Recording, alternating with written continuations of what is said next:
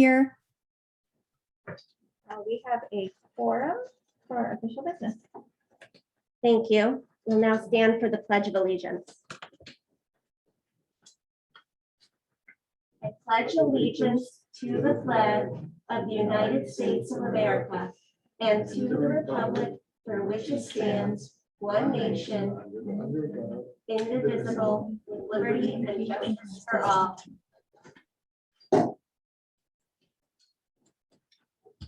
Thank you all. We'll turn to public comments. Are there any public comments? Seeing none, we'll go to the approval of the minutes from the October 12th, 2021 Board of Trustees meeting. Assessor Churchill emailed me with 2 typos in her section. They were just typos. One was date instead of data, and one I misspelled the word. So with those changes, I had one change as well. Regarding the tiered jury, status committee reports, which is on page 6. Jan Churchwell Nicole? Yes. Joined the meeting. There were 2 cases last month. So last month there was 1 new case and 1 return. So not 2 new cases, but 1 new and 1 return. Left over from last year? Or No, from the first month. So for our first month, we had a new case, and then we had a return and a new case the second month.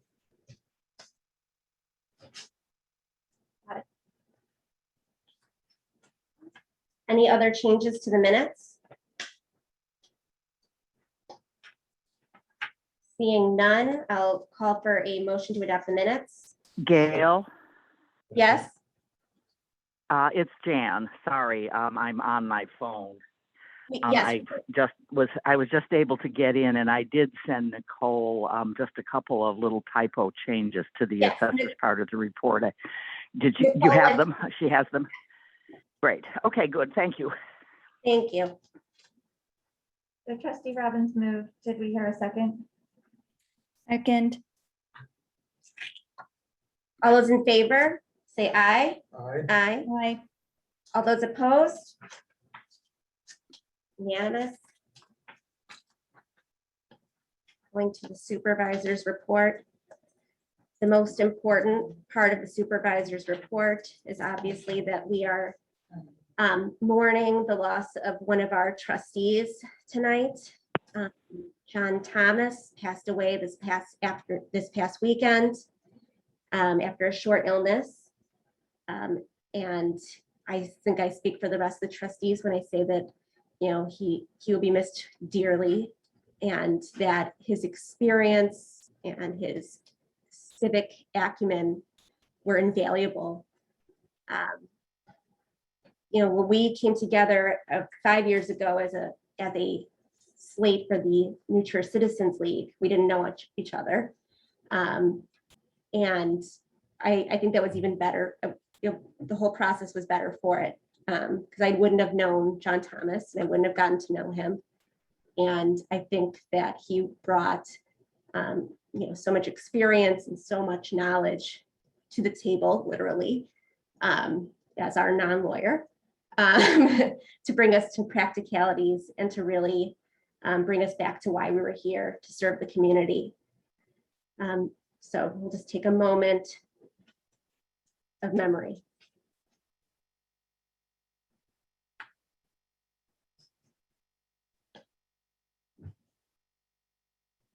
Gail, do you have any knowledge of your arrangements? I do not. Ellen will be, told me she would let me know. I'm also checking the websites, and I will pass on that information when I do get it. As of this afternoon, there wasn't anything up. So with that,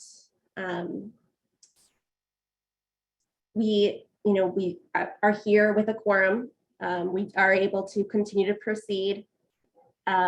Everything has to be unanimous. Oh, actually, no, now we have an extra participant. I wasn't expecting Danielle at the time.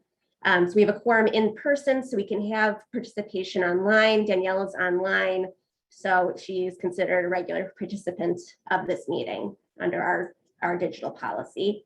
And thank you, Danielle, for being able to jump in. I know you're experiencing your own concerns.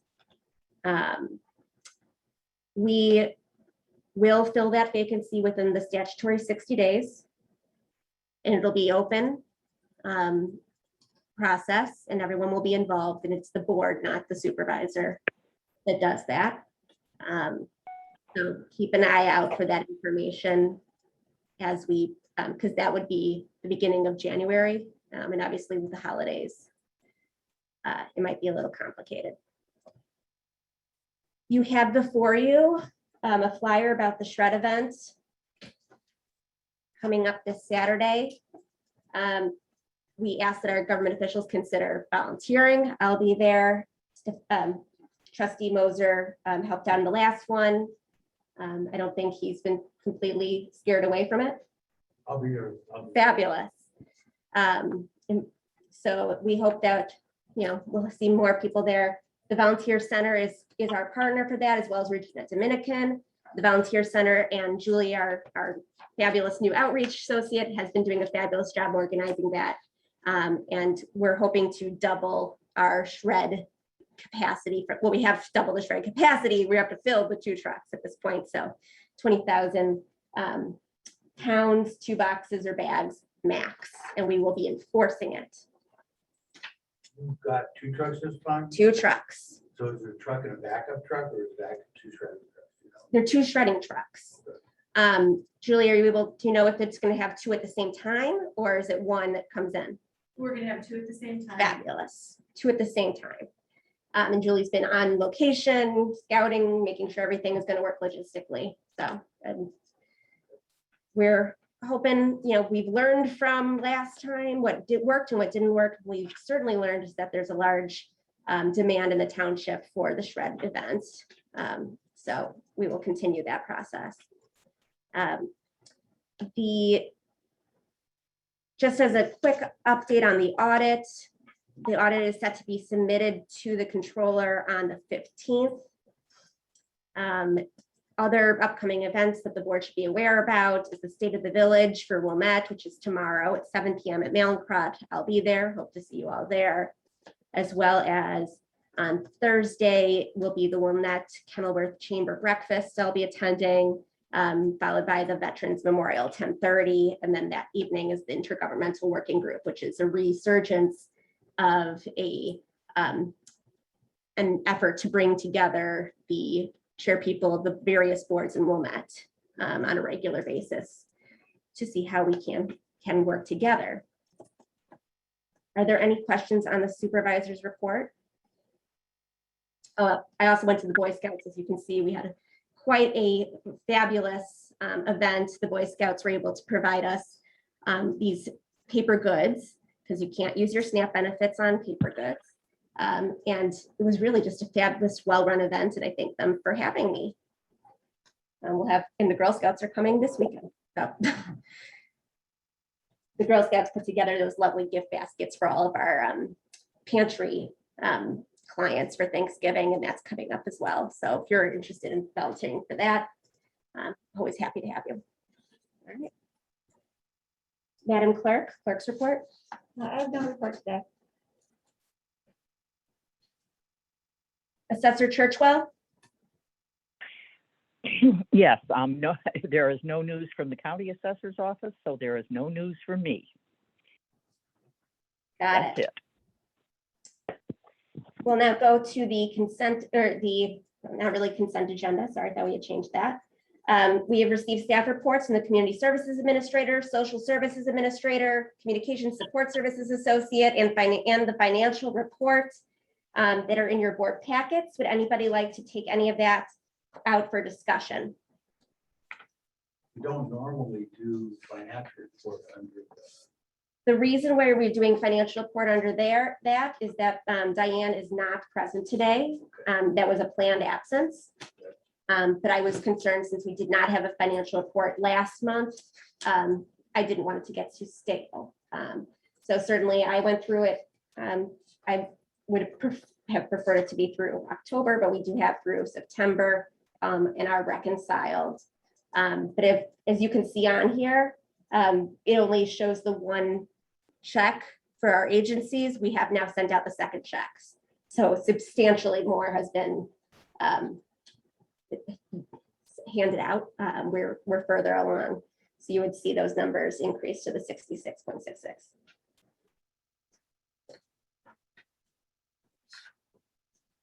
Anything else on those reports? All right, I thought they were very helpful, and obviously, and the public should know that they're in the board report section of our website for your information. Now turning to new business, determining the tax levy for fiscal year 2023. Diane has provided us with tax levy ordinance options for our review. It should be in the board packet section as well for those following along at home. We asked at the last meeting that Diane provide various options for the tax extension. And she has here in the document that was in your packet. Today, we need to decide on a tax levy that we want to publish. Then we will have a open hearing on that levy at the next meeting. So that'll be published. I'm gonna take a stab and make a motion at the 0.7%, which is half the CPI rate. And that number that results, if we were to go with the 0.7%, that $22,000 number is consistent with the numbers going back to 2015 and 2018, 4 years ago. So I think that's something that might be looked upon very favorably by our taxpayers, even though we're only talking about a nominal amount when we divide it amongst all the households. But it shows that we're really trying to be fiscally responsible. We're a little bit ahead of schedule with regard to the funding that we have. And 1.4% is reasonable, but I think that we have an opportunity because of our surplusage to really be kinder, to really be easier on the taxpayers. So I think that they would appreciate, and it would be consistent with the platforms that we ran on, that when we have an opportunity to be fiscally responsible, that, you know, that we take advantage of that. I noted that Diane did not provide us with the zero levy. The options were 1.4 all the way down to 0.5, but I'm kind of leaning towards 0.7, but I'm flexible. I mean, the numbers are so close. We're kind of splitting hairs here, but I'm wondering how you folks feel about that. Right. And then, I'm sorry, there was a motion on the floor. Was there a second or discussion, continued discussion? We can have a second, I'll second it. So the current motion on the floor is for the 0.7 levy, and we'll have discussion of that motion. Is there such discussion? I was the one last time that was saying, I don't think we need over 0.4. Upon reflection, like this is the way of looking at it. If we go with 1.4, that is a CPI, so there is a justification for why we're doing it. The other point is that, as we're all pretty aware of, I think, inflation's coming back big time right now. And some people say it's a temporary situation, but every time they say that, it seems to be getting extended. And so I have some concerns that our costs could go up substantially next year based on that factor alone. Mhm. So that's why I'm not hung up on the fact that it's 1.4. I appreciate where you're coming from, but I just thought I would interject those thoughts because we do have plenty of money in the budget, there's no question. And it does look better if we're trying to control how much the levy is. But I just wanted to put it in the context of this possible inflationary situation and how that might impact things. That being said, we decided a while ago that going to zero doesn't make sense. And I would assume the difference between going to 0.7 and going to 1 is pretty arbitrary as well. That would be 1.4. So I'm not hung up on any particular amount at the moment. I was just more or less trying to express some thoughts I had with regard to what we have to look forward to next year. That's my thought. I would just respond by saying, I share your concerns about inflation. I mean, it looks like we're finally gonna have inflation, but we've kind of also been saying that for a while now. And I think it's likely that there will be some significant inflation, but it's not here yet. And we have an opportunity to show good faith, so to speak, to the taxpayers by, you know, cutting the levy a little bit at this particular point in time. You know, we're talking about a difference of about $22,000, which is just, you know, I almost wonder whether, you know, whether it's a significant gesture or not, but I understand what Stefan's saying. I want everybody to know that I'm really flexible on this. I'm not wed to the position of cutting the levy. I'm curious, how you feel, Gail. Well, all of these are an increase in the levy, right? It's how much are we extending beyond the current, right? Yes. So if you look at the very bottom, the plus number, so, you know, what would be our total levy? So does it, I agree with Trustee Moser on, you know, having something to link it to and having it be based on something versus should we do 0.7, 0.5.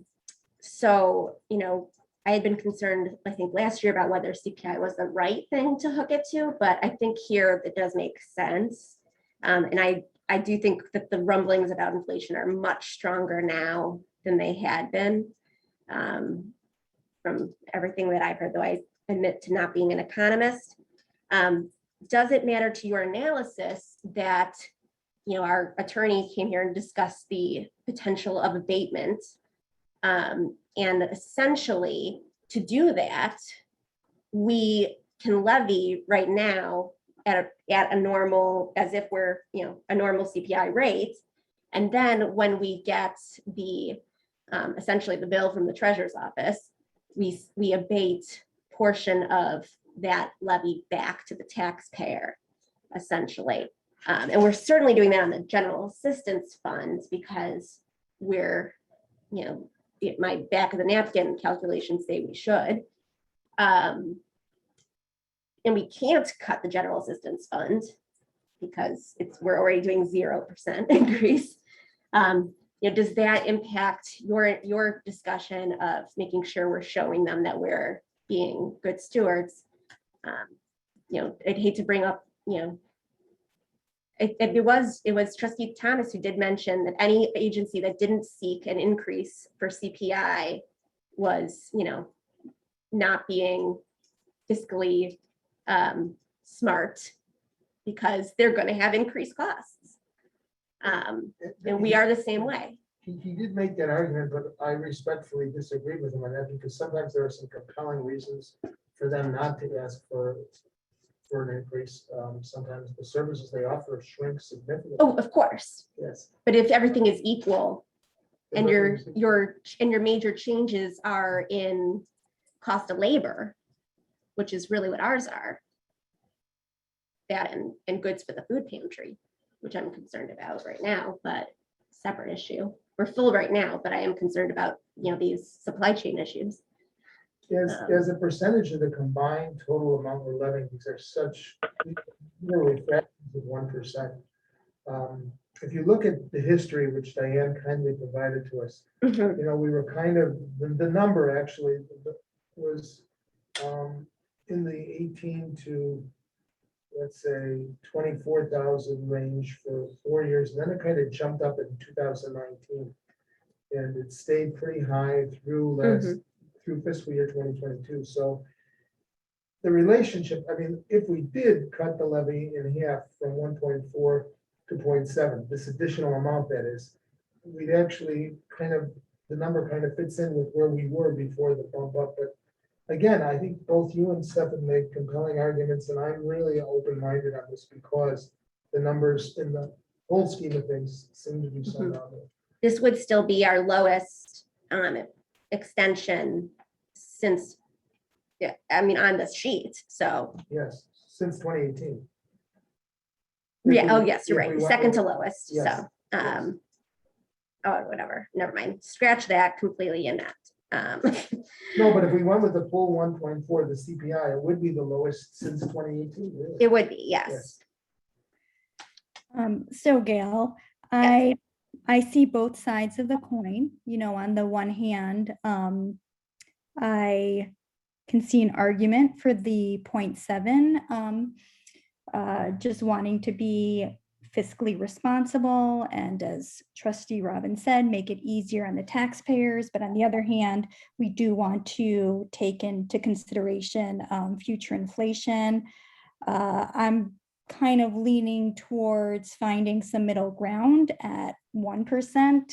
I don't think that's an arbitrary number. I think that's really just taking into consideration everyone's concerns, trying to balance being both fiscally responsible and with an eye on inflation. I appreciate that. Is there additional discussion on the current motion, the 0.7? I think what Trustee Rubin astutely said really hits home with me, and I would modify my motion to reflect her recommendation of 1%. Is there a second? I'll second that. All those in favor? Aye. Aye. Don't you have to do a roll call vote? That was just on the amendment. Oh, Sorry. Oh. Okay, so now the motion is the 1% levy. So this is not the adoption of the levy. This is simply To recommend it. to recommend it. So do I need a roll call for that, you think? No. No.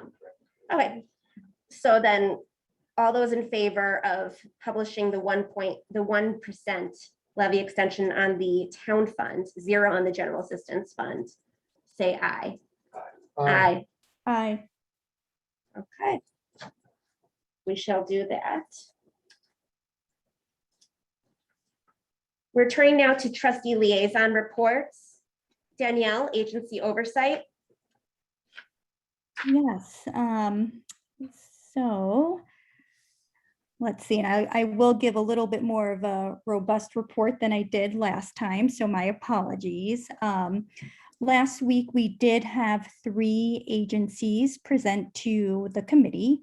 We heard from the Winnetka Youth Organization with their request for $70,000. Just to make a note that they did submit an incomplete and unsigned application. It was missing service statistics and outcome data, and there was no AG 990 that was provided. Also important to note that the application was late. So at the hearing, presenting their application was board member Sheila Dolkart, board chair Molly Dolkart, and the new executive director. Her name is Sophia, and I have to be honest, I did not get her last name. It was not in the application. And when I went back to the website, I could not find her last name. But she has been there for about a month, and she replaced the previous executive director, Kristen Warnes, as well as the previous program director. Sophia previously held a position at the YWCA as community health supervisor, and she also has worked with homeless youth and the LGBTQ youth. At the hearing, the committee asked why the application was late. And Sheila said that in previous years, the executive director completed the grant application, but because she was still going through the onboarding process, Sheila took on that responsibility. And then she had a family emergency causing the late application. Sophia was, in terms of next steps, Sophia has been trying to reestablish partnerships. Since starting in her role, she has talked with folks from Washburn, North Shore Country Day School, individuals from the Jewish and Muslim communities, as well as the Director of Social Services at New Trier High School. Currently, they have drop-in hours from 3 to 7. It's limited to 10 youth because of COVID, but they've not reached that number yet. They're getting about 3 to 4 youth a day. And they do have an online program as well. And they're seeing about 10 to 15 kids log on to this online program.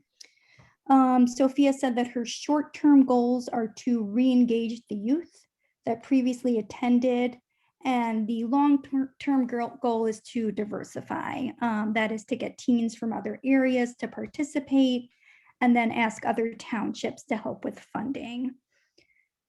I also want to just talk briefly about the warming house. They requested $60,000. Emily Shawn, who's the only paid staff, made the presentation. As you know, the warming house is a drop-in service for 6th to 12th graders. They provide recreational and mental health services. They're open Monday through Thursday for 4 hours and Friday and Saturday for 5 hours. There has been a decline in teen participation during COVID. They served about 12 teens for a total of 20 visits, and 8 of those visits were virtual. Prior to COVID, the programming really focused on recreation, but has since shifted towards a more mental health stance. During the pandemic, the warming house did one-on-one mental health check-ins. This was in part due to bridge the gap since there were so many mental health agencies that were at capacity. They are trying to recruit new kids since a lot of the pre-COVID teens graduated. And they kind of said they're starting from the ground up. They're trying to revitalize the youth board and just increase social media. And then the last group that presented was the Career Resource Center. They're requesting $20,000. And the executive director, Christian Phillips, spoke on behalf of the CRC. Currently, all services are virtual, but they've gotten a lot of great feedback about this virtual format. And after the new year, though, they plan to go back to a hybrid model. It's their 30th anniversary, and their goal is to raise $150,000. They've raised $70,000 so far, and they're going to do an annual appeal in November. They're trying to modernize it and really send out emails versus letters. One other thing that they've been doing, they've reached out to local businesses for outplacement services. Their first client will be Trinity College, since they've lost their career services, and this will be a pilot program, and they will actually pay the CRC, which will provide another stream of revenue. The trend of clients from New Trier Township has been going down, but Christina said the overall trend has been going down. She predicts that as unemployment benefits decrease and more people start to seek employment, they will see an increase in numbers. Overall, though, they said they've been getting positive feedback, and there's been a lot of praise for the volunteer job coaches that do so much of their work. And I think that's it. Thank you, Danielle. I know that it was a very lively discussion over there. We can now hear from Elliot, who has stepped in to cover the mental health committee. Yeah, happy to give a brief synopsis. I wanted to commend you, Danielle, on excellent color on these really challenged youth organizations. It's a difficult time for them. Could I just ask you one quick question before I speak? How did the committee, in a general sense, receive Winnetka's presentation? Was Sophia able to answer everybody's questions? Was it reasonably well received? So the committee did have a lot of questions up front for not just Sophia, but for the 2 board members that were there. There were concerns that the application was late, that it was incomplete. There are concerns as to just kind of what's been going on within the organization generally. I think Sophia did a great job with her presentation, and did her best to answer all the questions that came her way. Thank you so much. So I did step in for John Thomas last night on mental health. We were scheduled to have 4 agencies present. The YWCA was a no-show. And I don't know exactly what the reason was. There could have been a small crisis or something. Brian couldn't get a hold of anybody. That's the first time I can remember in all my funding hearings that somebody didn't show up. So we're going to give them another chance. Fortunately, there's one more hearing next week for our final 4 agencies, and we'll give the Y a chance to show up there.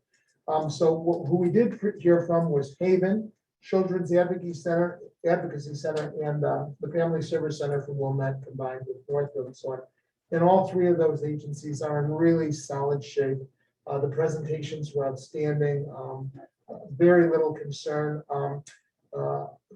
I think that they're all on good footing. The one thing I noted was that with Family Service Center of Wilmette, they very much want to try to assess their outcomes, measure their outcomes, and see, how the patients are responding, especially during the pandemic with so much being done virtually. And their return rate was only about 28% on their 180 or so surveys that were sent out. So we talked about strategies maybe to enhance return rate, because I think when you're looking at, 22%, no, I think 28% responded, 72% did not. So you really want to work with that data, but when you only have 28% responding, and one thing concerned me a little bit is that's about industry standard. And I try to say, the standard of care is higher here. We expect more. So they're going to implement some strategies to try to get a better return. But other than that, I think they're doing a great job. So I'm going to attend for in John's absence next week. We have former agencies, and hopefully the YWCA will show up, and I'll provide more detail for next meeting. Thank you for taking on that assignment, short notice. My pleasure. Trustee Moser, money follows the person. Yeah, we had a meeting last week, 4 agencies appeared. We have 2 meetings next week for the other 10 agencies. So it'll be an interesting week next week. What I found interesting this year, and I was curious if any of the other trustees experiences, people were really having trouble with their numbers this year. Yeah. So on one group, and I don't want to get into specific agencies, but one group showed that we gave them $0 because they hadn't done anything this year because of COVID.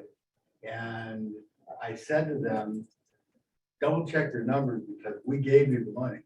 So they didn't reflect it in their budget, but we obviously given them the money. So that was one situation. Then there was another situation where the request was for the agency and not programs. And I reiterated that we fund programs, not agencies. And the budget on that one was peculiar because the gentleman had basically prorated the expenses over 4 different programs, even though it was really obvious that all I was really looking for was a net sum for the agency. But so we questioned it because 2 of the programs had exactly the same numbers, and that's just not possible. So it was peculiar to me because you had never experienced somebody not showing up. I had never experienced that kind of, I don't know, lack of information or whatever, however you want to characterize it. But the numbers just weren't working on at least 2 out of 4. And I'm curious to see next week if the other 10 got their numbers together better. But it was surprising me because as your experience was, my experience was, this has never happened before. I'm not sure if this is something in the air or something we drank yesterday or what, but in any event, all the presentations were excellent. They're all very fine agencies. They're all entitled to money, but it was somewhat peculiar that the numbers were didn't make a lot of sense. So I think people went back, we did some budgets. And then the other thing which I picked up on, which was absolutely true, one of the agency heads who's been there for years said that she's spending more time on COVID compliance now than any other aspect of her job. And that, so she already had her job and now she's doing all the COVID compliance stuff. And it's become that much more difficult. And I can speak to a couple other industries where I know that same thing is true in education, where you have your regular job and now all of a sudden now it's compliance that you have to do. It's gotten very difficult. And I commend all these agencies and their employees for sticking with it because these are not easy times. So that was pretty much how it went. Well said, well said. And a couple other generalities that we're noticing is that retention is very hard of key employees. I mean, well-qualified counselors, mental health counselors, for example. I mean, they're in such demand. It's very hard for the nonprofits to hold on to the people. A lot of people are facing burnout because of pandemic-related issues, crises at home. this is a real challenging time. And, applying for funding and dotting all our i's and t's, which could be considerable, it's difficult right now. And I think that we all understand that. We want to cut a little slack wherever we possibly can. Well, I appreciate everybody's attention to detail on those committees, but I expected nothing less. Our volunteers are fabulous. Turning to peer jury, Elliot, would you mind giving an update on peer jury as well? I'm pleased to do that. Brian and I have now met with 4 of the police departments. We haven't met with Northfield, but they're our most prolific referrers, so we've got a wonderful relationship with them. We followed up all our meetings with emails. Unfortunately, tonight, we only had the 2 returns. One of them completed her community service. The other who's just getting started on kind of a lengthy sentence. We did not have a new case, so this will be the first month we have a new case. I'm not terribly worried. I know, for example, Wilmette had a group case that they were strongly considering sending to us, which would have involved about 3 or 4 offenders. The problem is that they were all junior high students, which we handle. About 10 or 15% of our cases can be junior high students, but these are kids that were not vaccinated. So one of the requirements of participating in peer jury is that our offenders and their family member have to be vaccinated. And as vaccination percentages increase among that younger tier, the 8 to 13 range, then I suspect, those cases will start coming in again. But I think long-term, the seeds that Brian and I planted are going to bear fruit. And I do think we're going to see a nice surge in cases, and especially from places like Wilmette and Glencoe and even Kenilworth, which haven't been as busy. We tried to get a sense. One of the goals of this process was to determine whether or not we're really competing with villages in terms of administrative adjudications, where ultimately you can monetize the juveniles' bad conduct. And if a village like Wilmette wants to hold on to those cases and do their own adjudication, they can result in $500, $700, $1,000 fines. We were assured by all the police chiefs that that is not the case. There are cases that are appropriate for local adjudication, administrative hearings, and there are cases that are much more appropriate to peer jury. And they have a real sense that we're, really trying to make a difference and in some of these kids' lives and nip some of these problems in the bud where, we can really make a difference. And they're thrilled about the research papers that the kids are doing, and really the introspective process that goes on when somebody makes some bad decisions. What got them into that bad decision making and how they can reform the way they think about the actions that they take in life. So you can't do that with an administrative process. Only peer jury can really make a difference. So I think I can't guarantee it, but I'm hopeful that we're going to see a nice pickup in our caseload over the next several months. A lot of kids have been cooped up, and I think we all know this. It's common sense. They haven't been able to socialize the way they were used to socializing. They haven't been able to do the things they want. And sometimes, when you're cooped up like that, and there's a lot of pent up energy, and the energy can be constructively harnessed, or they can go out and do some goofy things. And I suspect, we're going to see a combination of both of those. I think I mentioned last time that we're seeing an increase in activities that are that originate in social media, like these DARE contests that, somebody says, these are the things you should do in a school, see if you can jump through these hoops and accomplish all the dares. And it's really mischievous and offensive and very often criminal conduct that social media is promoting. And we're starting to see that in the high school. And I suspect that we're going to have more of that. Social media, it can be a wonderful thing for these youth, and it can also lead them down some very dangerous and concerning pathways. And, I think we're going to see some of the negative ramifications manifest themselves in the cases we get over the next several months. But it's a work in progress, and we'll see what happens. But I think we've done all we can do to try to let everybody know that we're up and running, and we're anxious and eager to make a difference. And our jury is just outstanding. They're well trained. We've got a nice stable of youth that are really committed, and they're anxious to adjudicate a lot of cases. And I know we had been discussing getting, bringing on additional adult volunteers. Were you able to fill those slots? We filled one of them. We have now, 3 of us. And I think that we're gonna, Brian's working on getting us another one too. Okay, So right now we're up to 3 and we certainly could easily be at 4. okay. Thank you very much. Elliot, unfortunately, that negative conduct on the internet and social media is not limited to our locale. No, it's all over the place. I think a lot of it doesn't even originate here, but it makes its way. Thank you for that report. We're now at the approval of claims. Okay. Thank you. I've got, I'd like to make a motion to approve payroll for October 2021, started with check number 7901, and with check number 7919, for a total of $28,425. I second. All those, please, Madam Clerk, take the roll. Supervisor Schnitzer Eisenberg, Yes. trustee Mosier, Yes. trustee Robin, Yes. trustee Rubin, Yes. And make a second motion